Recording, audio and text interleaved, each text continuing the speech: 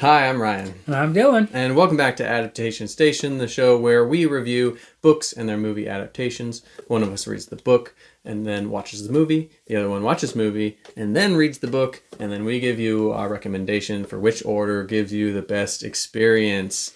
And this episode, we're doing the combo of A Midsummer Night's Dream by Shakespeare and the movie adaptation Get Over It.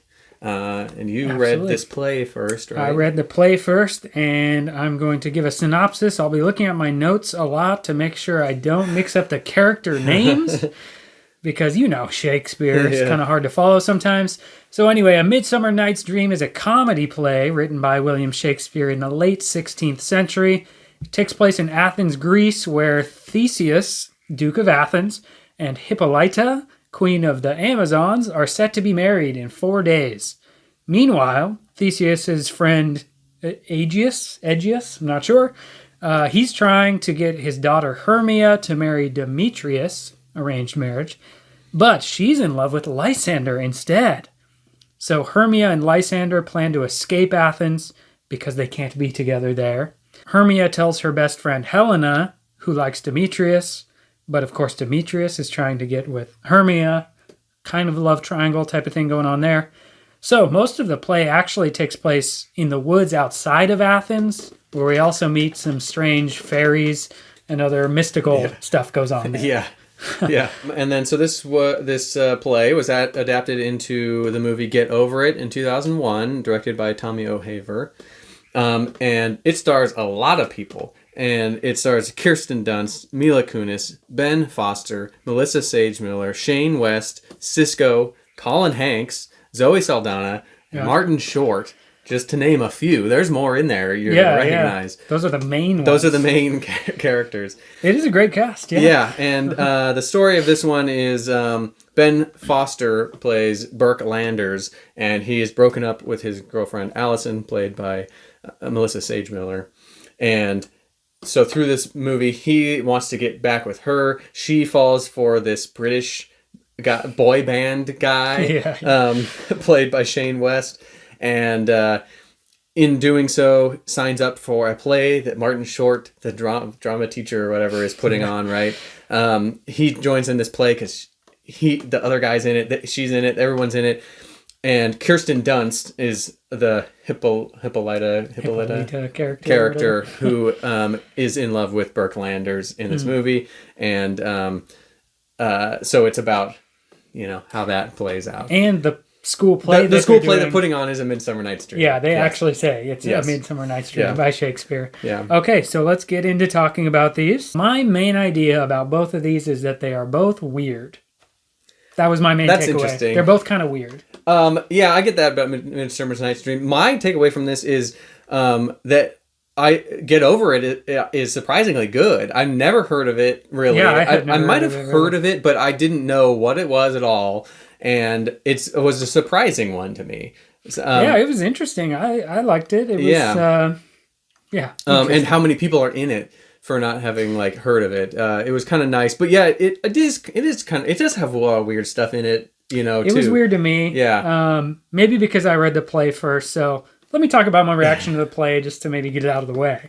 So from the opening scene of this, I actually thought I was going to enjoy it more than I ended up because it set up the conflict really quickly in the first act. Yeah. So it was easy to understand at the beginning. There's a clear deadline. There's 4 days to the wedding. Yeah. And then it was kind of a forbidden love thing, like Romeo and Juliet. Yeah. They want to be together, but they can't. So there's a consequence. They need to figure it out by the wedding. Either she has to run away and be with him outside of Athens, or if she stays, she'll be killed for choosing the wrong person, or she could become a nun and be celibate. So from the beginning, I was like, oh, this seems kind of like a more interesting Romeo and Juliet. But then as they go into the forest and it's all the fairies and stuff, I totally lost interest. The book is mostly fairies. Yeah.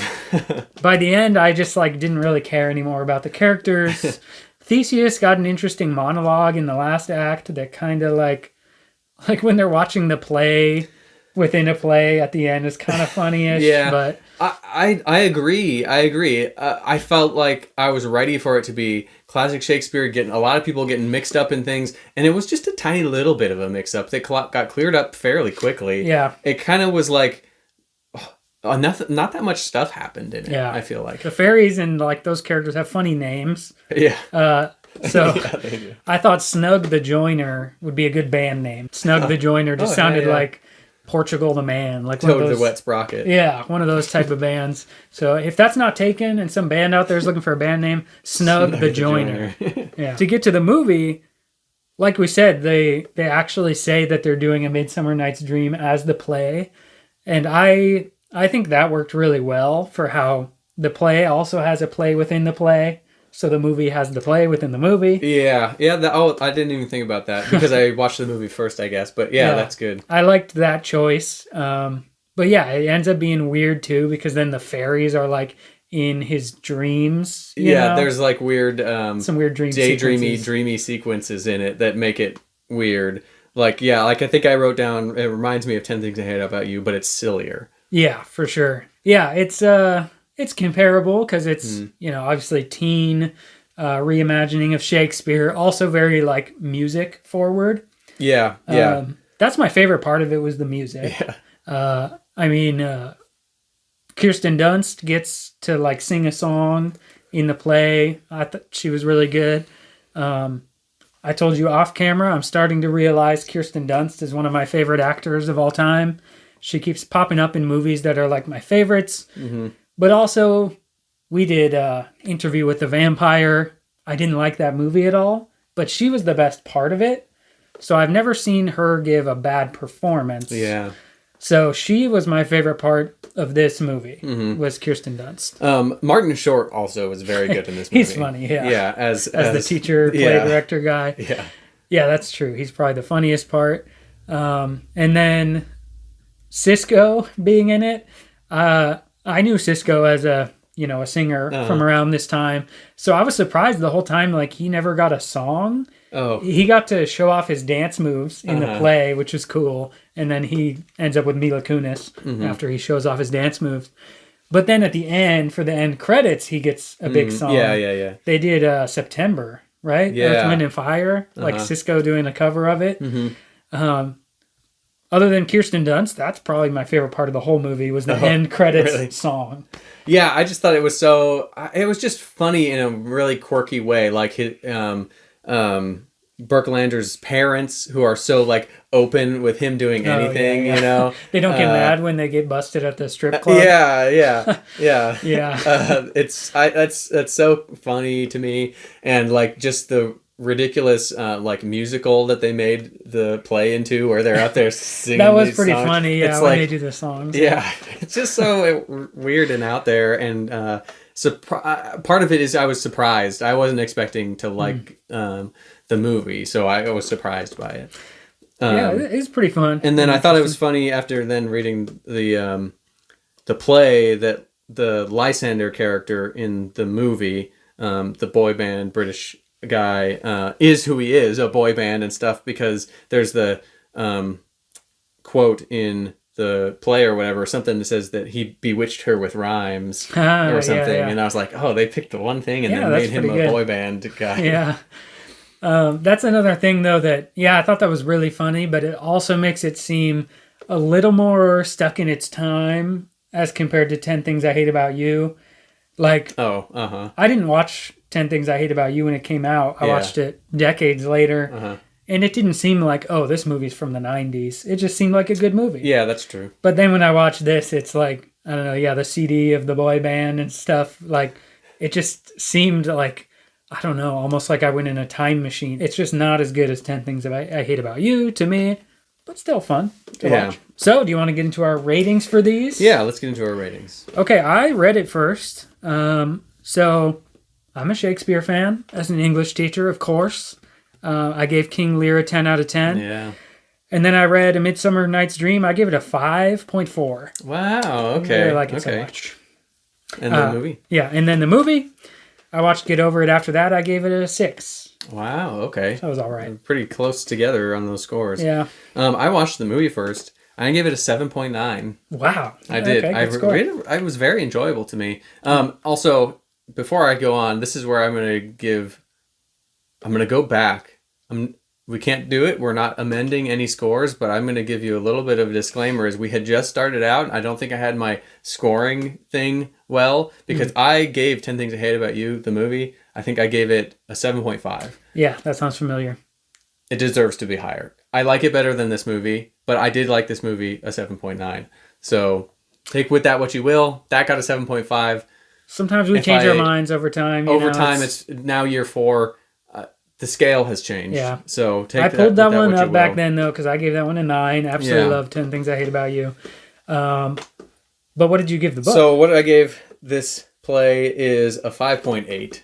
Okay, so not too far off. This is the first Shakespeare I liked better than you did. Yeah. All of the Shakespeares, I think, for me, are in the 5-something range. Yeah, they're all pretty similar. Huh? So I'm kind of surprised that I like this better than you. And I'm also surprised you didn't like the movie as much. Because, as I was watching it, I'm like, oh, a hidden gem, Maybe it's because of my reaction to the book. But yeah, that's kind of crazy to me that your Shakespeares are all very close. Whereas this one is like almost 5 points away from King Lear to me. Yeah. They're like totally different. Anyways, let's look at our combined scores to see if Midsummer Night's Dream and Get Over It are underrated or overrated. All right, let's start with the book, the play. I gave it a 5.4. I gave it a 5.8. That's an average of 5.6. Okay, a little down the middle. Yep. Over on Goodreads, the users give it a 3.94 out of 5. Wow, 3.94. So almost an 8 out of 10. 8 out of 10.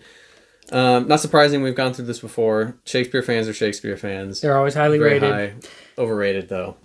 We got to say overrated, yeah, and I agree with that. I've heard of this as being one of Shakespeare's big plays, too, even amongst Shakespeare fans. And I liked it less than Taming of the Shrew, which is not one of my favorites of his. So I liked it better, I think, than Taming of the Shrew, but definitely overrated. As for the movie, I gave it a flat 6. I gave it a 7.9. That's a 6.95 average. Okay, not bad, not bad. But over on Rotten Tomatoes, the critics gave it a 43 and the audience a 51. So with our combined score, we still say it's underrated. Underrated. Actually, even with our individual scores, this is an underrated movie. Yeah, I rated it lower, but even mine's higher than both of these. So yeah. I would agree it's underrated. Mm-hmm. Like you said, you called it a hidden gem. Yeah. I don't know if I'd go that far, but definitely underrated, worth a watch. Okay, so I guess now let's get into our recommendations. Yeah. Or which one you should do first. I read it first. Yeah. And I usually recommend to read Shakespeare. This time, I'm just going to say watch the movie. Wow. Skip the play. Wow. Yeah, the first Shakespeare skip, huh? Skip it, yeah. I think it's very possible I've said to skip all the Shakespeares because I don't recommend people read them. And I'm going to continue to say that and just say watch the movie. So we agree on this one. Only just watch this movie. Yeah. And obviously I didn't rate the movie as highly as you, but I definitely think it's worth at least one watch. It's a fun movie. Great cast. Like it's fun to at least watch for the music and the performances. So it's worth one watch, and the play is not even worth one read. Okay, but where do the book and the movie land on our overall ongoing rankings? Well, both of them kind of fall down near the bottom. The first one we get to is not till number 40 on our list. The movie, under A Time to Kill, the book, and the Drive My Car short story, and right above the Jackie Brown movie. It's not rated super low, but among the things we've done, it's in the lower half. That's fair to me. I didn't like the Jackie Brown movie that much. I would rather rewatch Get Over It, personally. Yeah, I did like Jackie Brown. I did like Get Over It. I'm a little disappointed both of those are this low on this list. That is pretty low for us. But we've done a lot of great stuff. I know. Yeah, we have. We have done more great stuff than we've done bad stuff. So. Yeah. And then the A Midsummer Night's Dream is all the way down, tied for number 52 with Rum Punch, the book. Underneath Taming of the Shrew. Yeah. Yeah. I like Taming the Shrew a little bit better. It had like some parts that I actually thought were funny compared to this one. I agree. I do agree. That's probably why it's a little bit higher for both of us on this list. And this is our new lowest Shakespeare. Yeah. On our list. Yeah, so this season overall, we've had a lot of really highly rated things And now we have our lowest rated Shakespeare. Yeah, but not the lowest rated from this season. Fahrenheit 451 is still right below this. True, the movie, huh? The movie. Yeah. Okay, well, they can't all be great. They're not all gems. But what are we doing next month? Next month, maybe we have a gem. We'll find out. Next month, we are doing Animal Husbandry. By Laura Zigman. Yes. And then the movie has a different title. It's called Someone Like You. All right. So stick around to see what that one's all about. As for A Midsummer Night's Dream versus Get Over It, viewer, you tell me, which is better, the book or the movie? Let us know in the comments below. Like this video, subscribe to the channel, and tell your friends to tune in too. You can click another video now. Thank you. Bye.